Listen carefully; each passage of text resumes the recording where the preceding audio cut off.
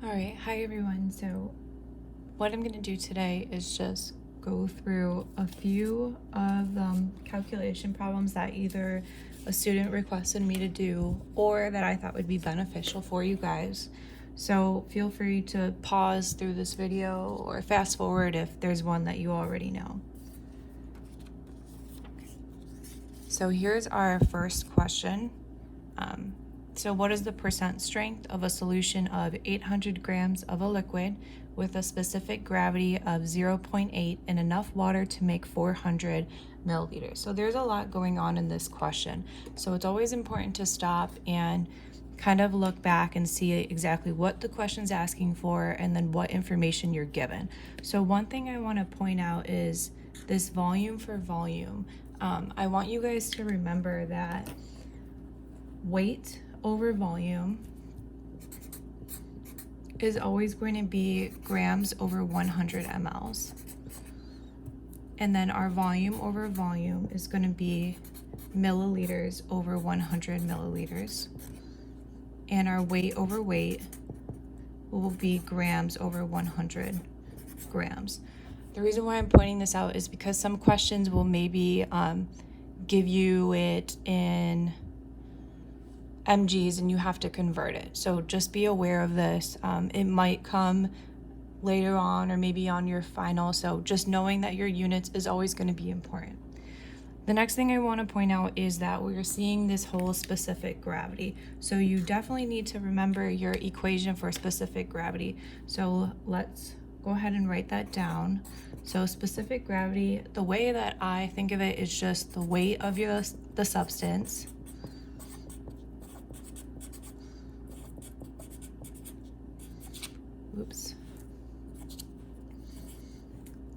over my water weight. And the big thing with specific gravity is that there are no units. So remember, I said you guys might get tripped up on this. There'll be some answers with units and some answers with not. Make sure you're doing no units. All right. So let's go back to our question. So it wants to know the percent strength. So that's what we want. We want percent strength.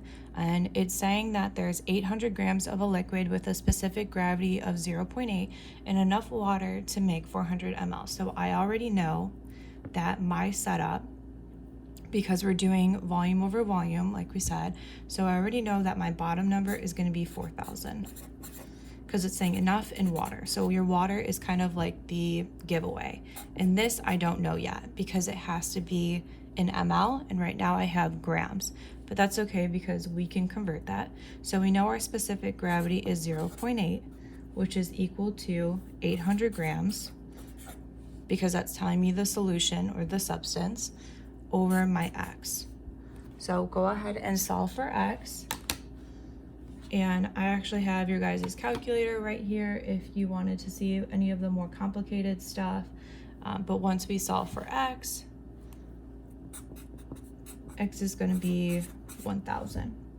All right, so we're not done yet. A lot of times we can get confused on what to do next, so always just go back to the question.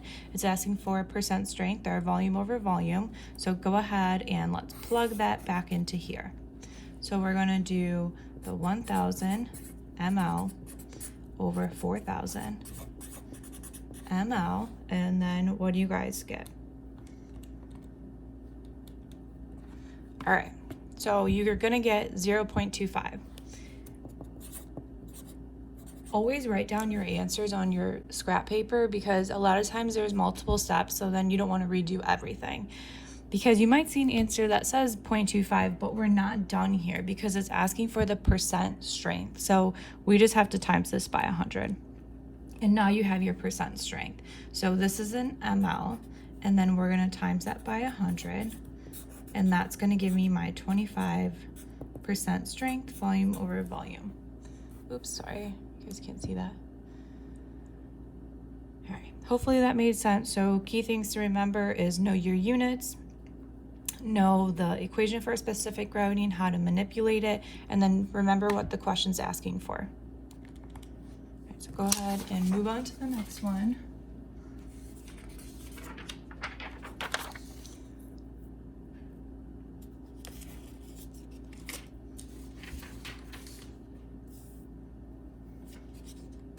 Okay. So how many ml of this liquefied phenol should be used to make a 2.5 solution with a total of 240 ml? So again, this is just a good example of how to manipulate that volume over volume and things like that. So whenever you're giving a percent, you always know that it's over 100. So a lot of times people get confused on what to do with this. So I already know that this 2.5 is 2.5 ml over 100 ml because of our equation. We just know that a percent's over 100.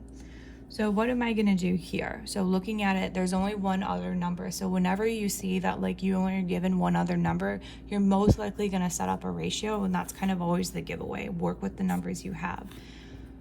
So it wants to know how much we're gonna use of this. Well, we don't know, but we do know the total, our total is 240. So let's go ahead and put the 240 there. And you're just gonna solve for x. So just how I would solve for x is the 2.5 times 240 divided by 100, and you're going to get 6 ml. Right?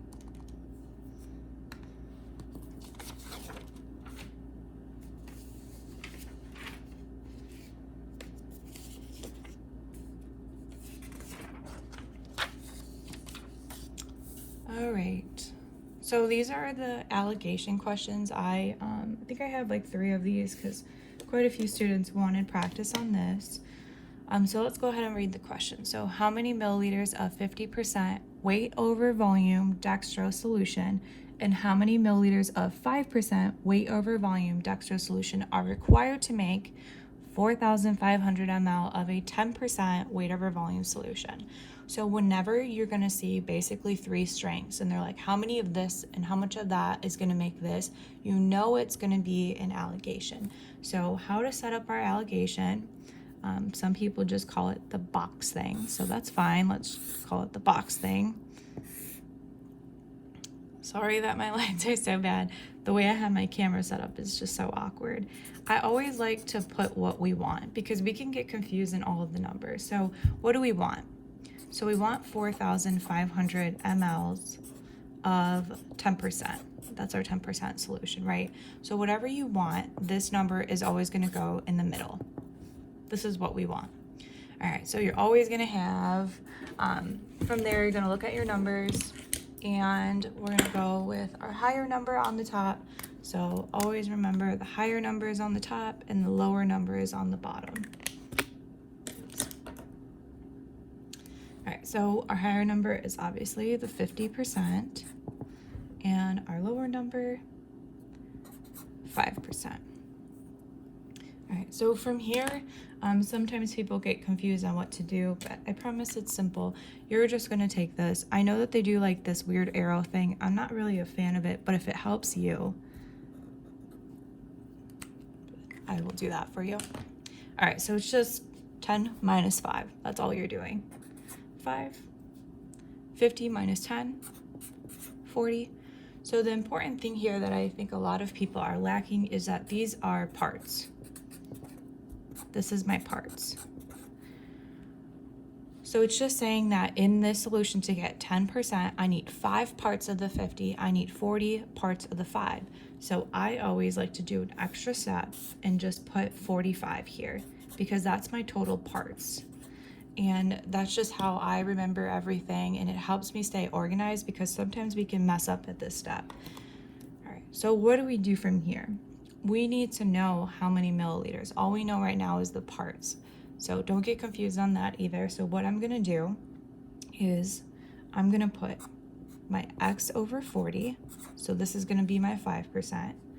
We know that our total ml is 4,500.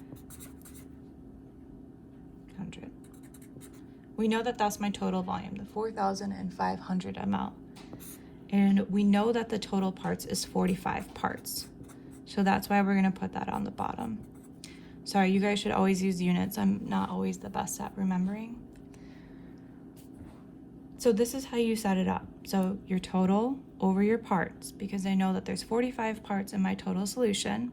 X which is what I'm going to use for my 5% over my 40 parts. And go ahead and solve for this. I will show you on your calculator. Times 40. And go ahead and divide that by 45. You're going to get 4,000. And remember, this is in ml. All right, so a lot of people, what they would do here is just do 4,500 minus 400. I don't know why I never do that. I always just do the extra step of just going x over 5 and my 4,500 over 45. The reason why I say do this, and especially since you guys are getting that extra time, is the fact that this is the perfect way to double check to make sure you did it right. So again, you can do your math and then you'll actually, I'm just going to skip that for time's sake, you're going to get 500 ml. And then from here, you can add the 4,000 plus 500 and you know that that's what we wanted.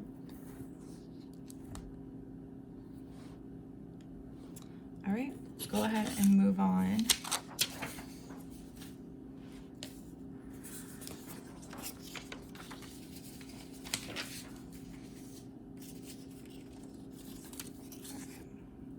So this is just another example. So how many milliliters of each a 20% solution and a 70% solution should be used in preparing 1 gallon.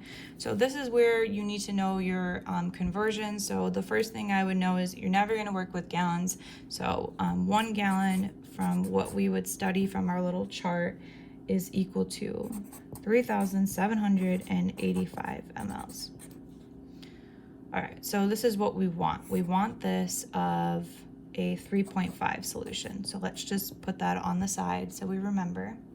And then again, I said if we're ever going to get these multiple percentage, most likely it's going to be an alligation. All right, so what's our want number?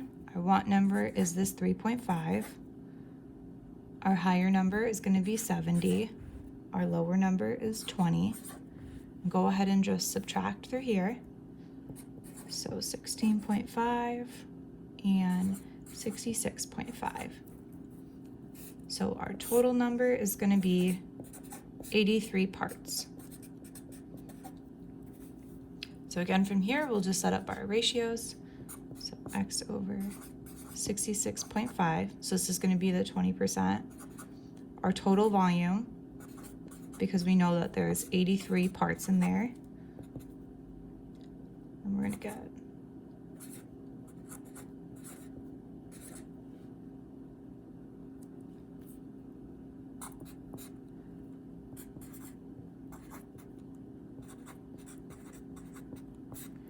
this one, we can't really double check only because I'm rounding, but the answer will be obvious on your exam. This is of the 70% of the 20%. I'm sorry that this isn't showing.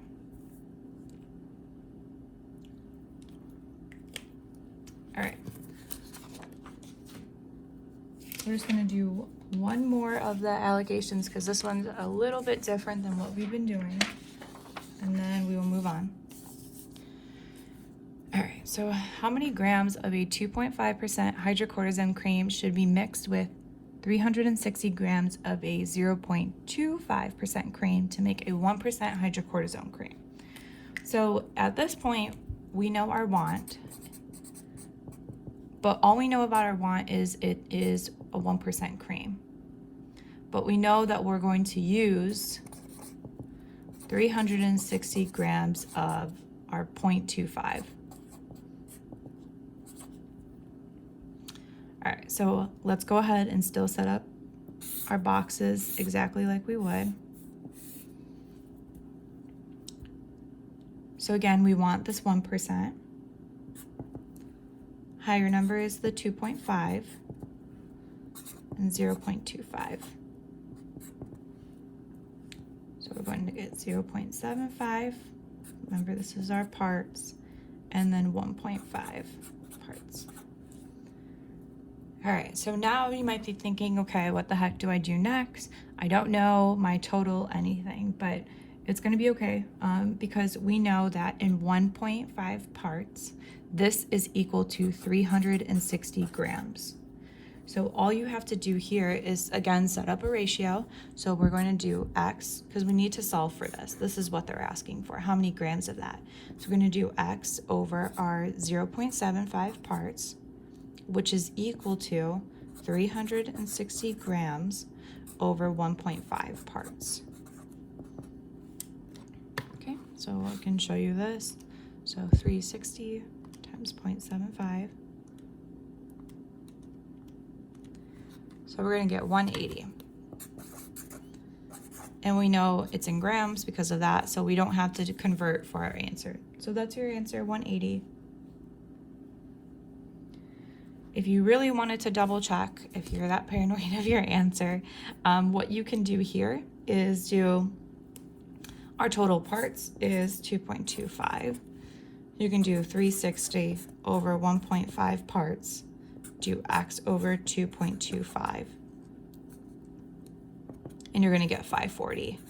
And if you do 540 minus 360, you'll again get 180. So you know that you're right. But this is kind of excessive. But I guess if you have the time and really want to double check if you thought you did it wrong, there's a way to double check.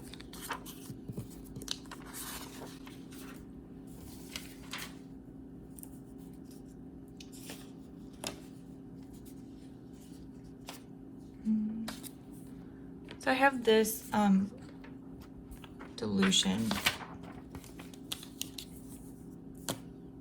I guess it's not necessarily a dilution.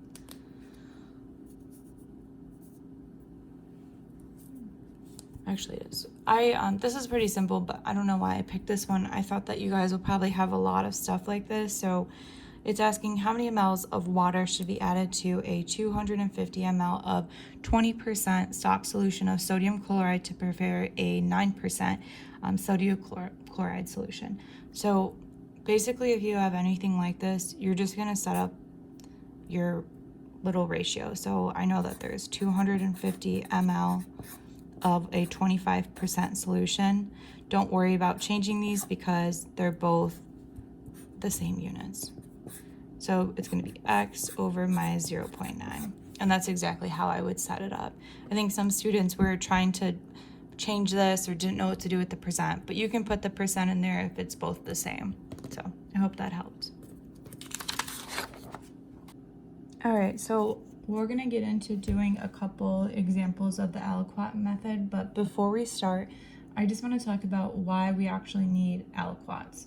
So we use this method when we need to measure out like a very small quantity, and it helps us make very precise measurements that can't be done with our normal scales. So again, like these are prescriptions that are so small that our weighing scales can't measure it, so we need to figure out a better way of doing that. So we do that by weighing out more drug than we need. That's why we times it by that number, and then we dilute it with a substance. So that's going to be like your lactose and any excipients.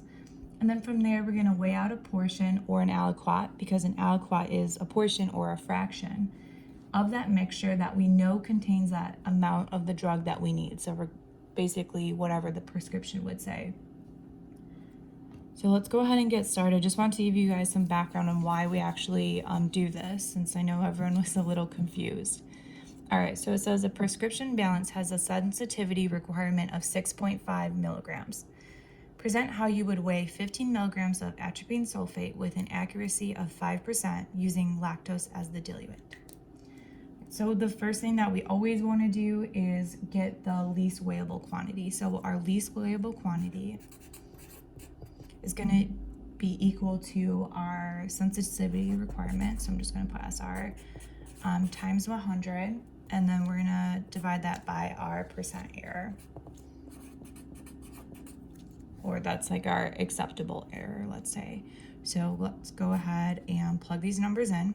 So it's 6.5 times 100 divided by 5, and then we should get 130 milligrams.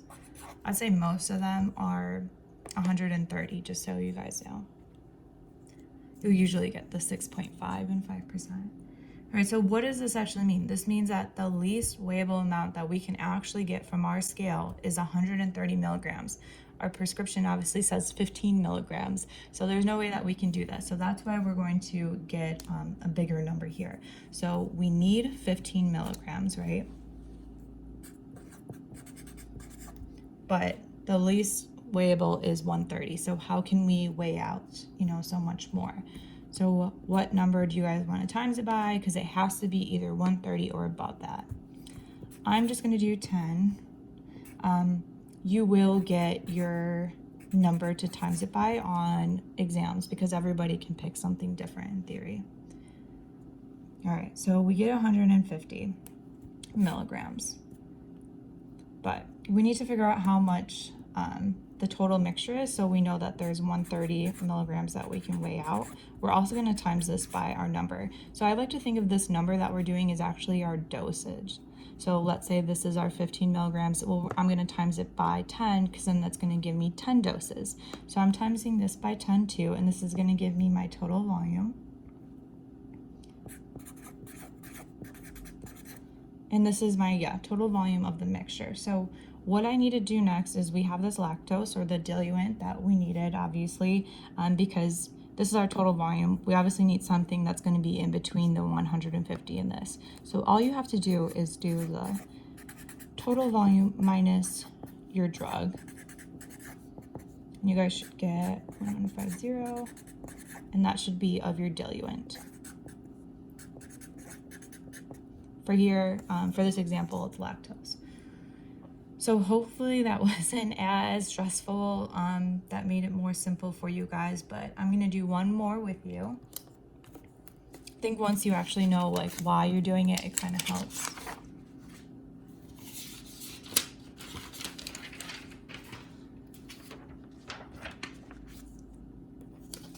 Okay, so assume you have a prescription balance with a sensitivity requirement of 5 milligrams. Present how you would weigh out 5 milligrams of amoxicillin with an accuracy of 5% using lactose as a diluent. So I don't know if he would ever actually give you the lactose, but that's on here. But again, what we want to do is our least weighable quantity. Should start everything off like that. So this times it's 5. Remember the sensitivity times 100 divided by our accuracy error or acceptable error. So it's going to be 100 milligrams. So if I have 5 milligrams of amoxicillin, I should times it by, I'm going to do 20 because that's going to give me my 100 on the dot. And the reason why we try to get as close to this is simply to not waste drug. So I have 100 of that. Our next step is, remember, we always have to times the least weighable quantity by the dose that we're making. So this is going to be 2,000. And all you have to do is the 2,000 minus this. Oh, you know what? I'm sorry. This was, I know why that was on there. That was from your example that you did in class, and you guys did 25. And I'm changing it to be a little more realistic with what you guys might get, which would be 20 during an exam. So ignore that portion. I apologize. So what you would do here is the same thing. We know that this is our total. So again, we're going to take our total, the 2,000, and just subtract that by 100. And then you're going to get 1,900 milligrams of my diluent, which is lactose in this example as well. All right, that's honestly all I had for you. If you have any more questions or want me to work out another problem, just feel free to email me or comment on the video, and I can either make a video or just email you a copy of all the steps that I did. Hopefully this helps you guys. Good luck. I'm sure you guys will do great.